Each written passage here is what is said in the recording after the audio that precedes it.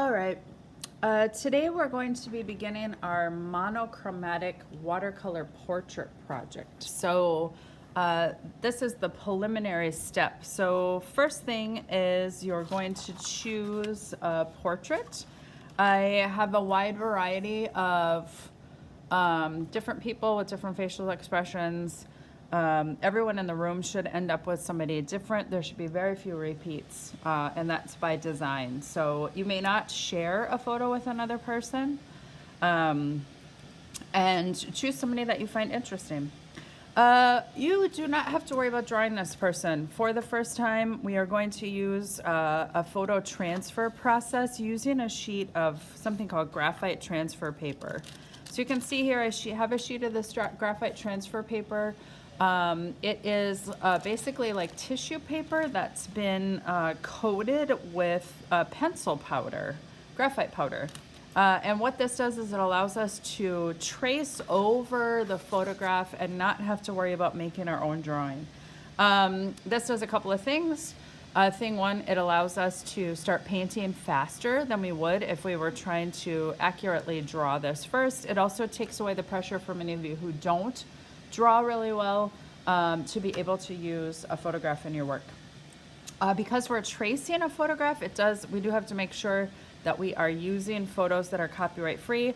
All of the photos that we're using today came from an artist app called Sketchy, which supplies artists with free reference photos. So in order to transfer my photo, I need my photo. I need a sheet of the graphite transfer paper, which is on the counter, under where it says Painting One in a folder. I'm gonna need 2 paper clips, which are in a coffee mug on the counter, and I'm gonna need my sheet of watercolor paper. So what I'm gonna do is kind of make a little bit of a sandwich. I'm gonna put my watercolor paper down first. I'm gonna put my graphite transfer paper on top of my watercolor paper. And I'm gonna make sure that it goes darker side down. So you can see that this side here is darker. That is the side that has the graphite on it. And so that's the side that needs to go down to the watercolor paper. You do wanna make sure that that's the side that goes down there. It's kind of a bummer if you start transferring and nothing's happening and you realize you've been drawing on the back of your photograph and you have to start over.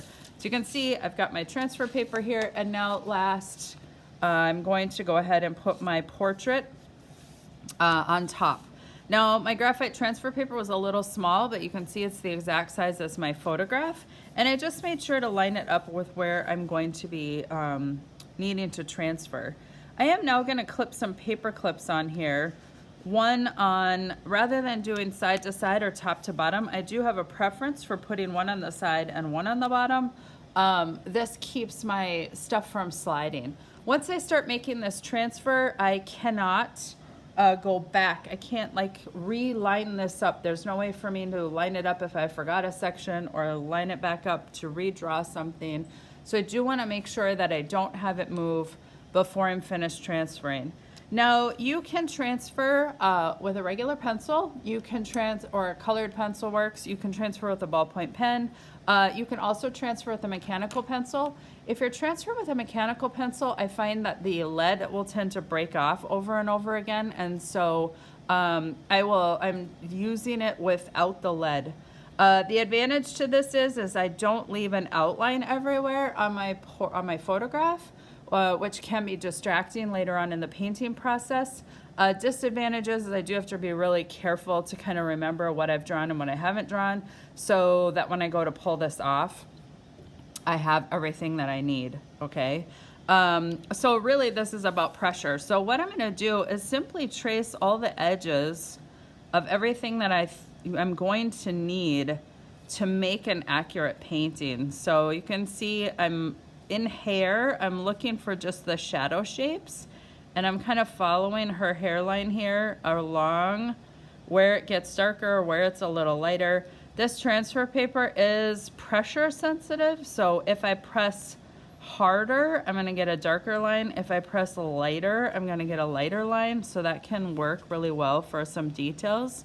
Now, you can see that I'm just doing sort of a jagged line out here at the end of her curls, to sort of show me where those will need to be later.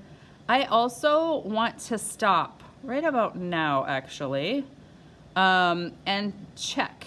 I'm checking two things. Thing one, I'm checking that I'm pressing hard enough. Thing two, I'm double checking that I have my paper the right way around. So you can see I am in fact pressing hard enough. You can see that my drawing is transferring down here with no problem. So I know that I'm on the right track.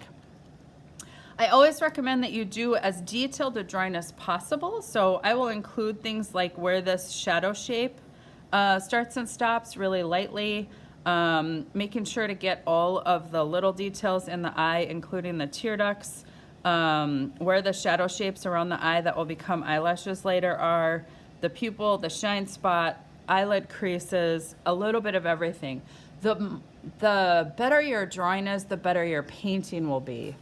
So you do want to make sure that you get as many details as you think you're going to need for painting later. We do want to make sure that we don't color anything in. I don't want to have to paint over a drawing. So that means in hair, I don't want to draw a bunch of lines.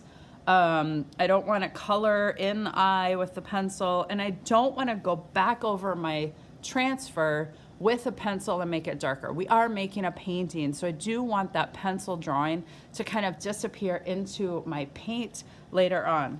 So just to give you an idea of what the completed transfer looks like, here we have that completed transfer, and you can see that I have all of the details from her glasses, including where there are some strange like darker spots. I have her eyelid line. I have these weird shapes around her eyes, which are actually just the shadows from her things like lashes and the glasses. And I am at this point completely ready to paint.